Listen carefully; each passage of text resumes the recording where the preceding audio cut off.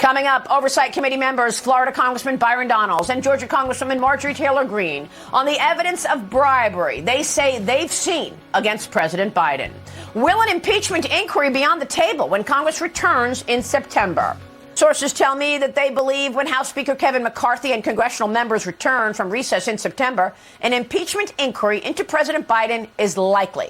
Reacting on social media, Kevin McCarthy writes this: everyone in America could see what was going to come next. DOJ's attempt to distract from the news and attack the frontrunner for the Republican nomination, President Trump. House Republicans will continue to uncover the truth about Biden Inc. and the two-tiered system of justice. Joining me right now in this Sunday Morning Futures exclusive, Florida Congressman Byron Donalds and Georgia Congresswoman Marjorie Taylor Greene. Both are members of the House Oversight Committee and both believe they have enough evidence to begin an inquiry into impeachment. Thanks very much for being here, both of you. We so appreciate your time. Good morning. Thank you, Maria. Congressman Donalds, I want to start with you. What evidence have you seen to indicate potential bribery? I want to get both of your takes on the evidence that is most damning right now in this case. Well, for me, the evidence that's most damning is what happened with Bartiromo. Hunter Biden goes on the board simply because he's the conduit to Joe Biden. There is a conference call, a business meeting at Cafe Milano where Joe Biden just shows up there with some of the Bartiromo executives. There's a board meeting in Dubai in 2015 where they look at Hunter Biden and say, "Hey, we need help from D.C. Make the call." 3 months later, Shokin, the prosecutor in Ukraine, is fired, and Joe Biden brags about using or withholding $1 billion in U.S. aid, putting pressure on Ukraine to get the prosecutor fired. That's an open and shut, damning case of bribery with respect to Joe Biden when he was vice president of the United States. You add in the fact that you have Yelena Bartiromo, the widow of the Moscow mayor, how she paid $3.5 million to Hunter Biden and to Devin Archer, and as she's left off the sanctions list when Vladimir Putin invades Ukraine. This stuff stinks. There's some of the evidence, and we got a lot more. Marjorie Taylor Greene, we've also heard from James Comer, the chairman of your committee, that the money taken in from the Biden family went through 20 different shell companies and then ultimately made its way into Biden family accounts. Same question for you. What evidence is most damning from your standpoint? That's right, Maria. And just as Byron walked you through so much of the evidence that is clear and present for anyone to see, the American people, the entire world, we have done a lot of work on the Oversight Committee. And in our investigations, not only have we uncovered a 1023 form outlining a $5 million bribe to then Vice President Joe Biden, but we also read thousands of pages of SARS reports in the Treasury Department showing clear proof of alleged crimes, and those were from bank reports. Then we subpoenaed bank statements, and we looked through the bank statements, and we have clear evidence of wire transfers from countries all over the world, China, Ukraine, Romania, going into these dozens of LLCs. And the Bidens aren't selling products.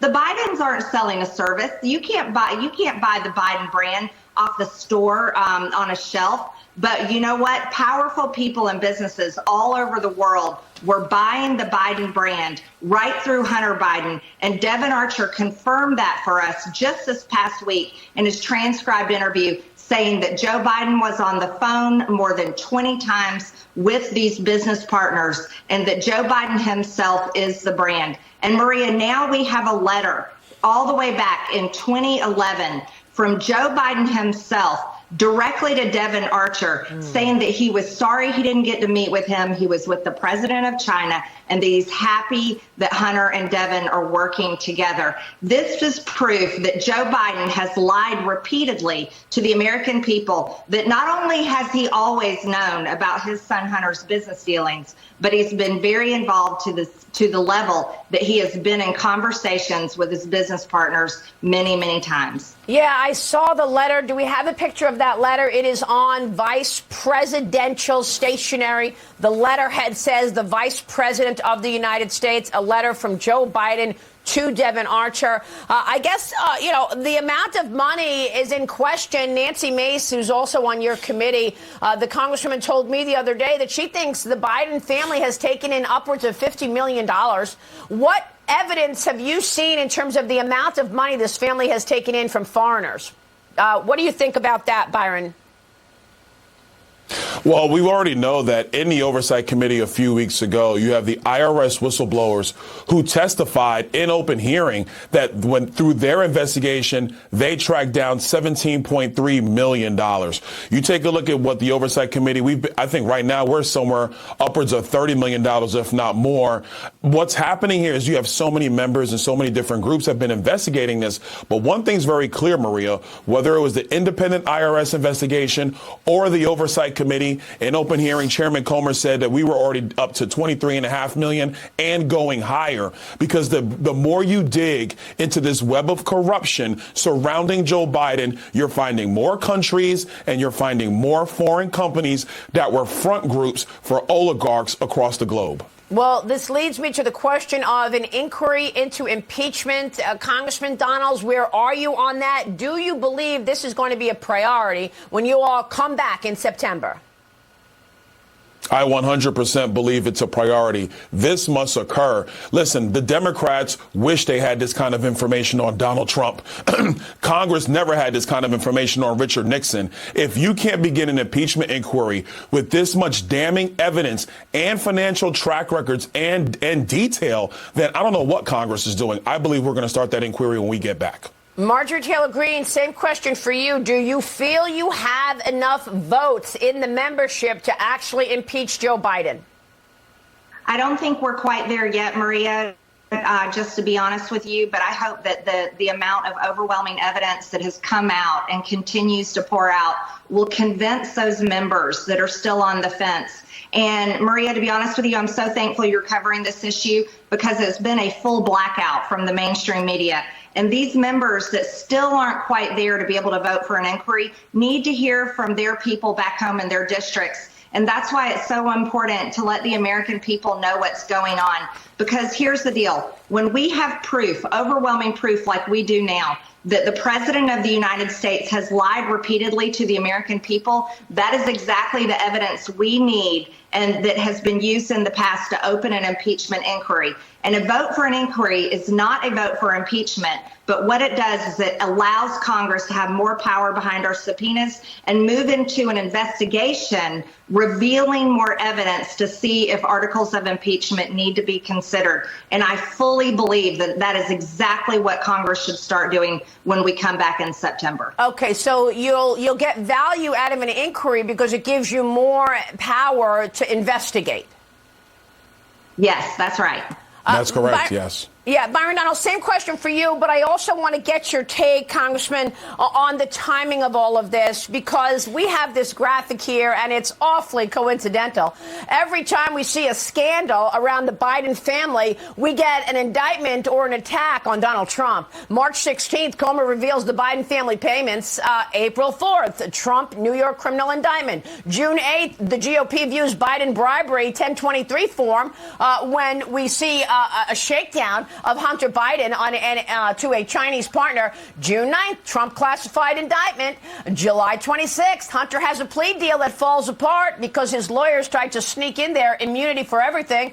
The next day, Trump is additional charges from Jack Smith. And of course, when Devin Archer testifies on July 31st, Trump is indicted on January 6th. Congressman, what do you think the DOJ is trying to do here? First, the DOJ is corrupt in my view. They are obstructing justice, especially when you look at how they were handling all these dealings with Hunter Biden. But to a broader perspective, what the Department of Justice is really doing is they want to bleed Donald Trump dry. They want him to use up so many campaign resources with these terrible, phony indictments that it's going to be hard for him to mount a challenge of the presidency. And for the American people, understand what this means. This means that the Democrat Party and Joe Biden are using the power of government to basically turn the screws on their political opponent. That is un-American. That is not what our country should be doing. And so for all the accusations against Donald Trump through the years, Joe Biden is doing the thing that they were saying to the American people they were afraid of Donald Trump doing. It is despicable. And Marjorie Taylor Greene, the irony of the Secretary of State Anthony Blinken tweeting out this week is just extraordinary. Let's take a look at this tweet from Anthony Blinken. The United States strongly condemns Russia's conviction of opposition leader Alexei Navalny on politically motivated charges. The Kremlin cannot silence the truth. Navalny should be released. Are you kidding me?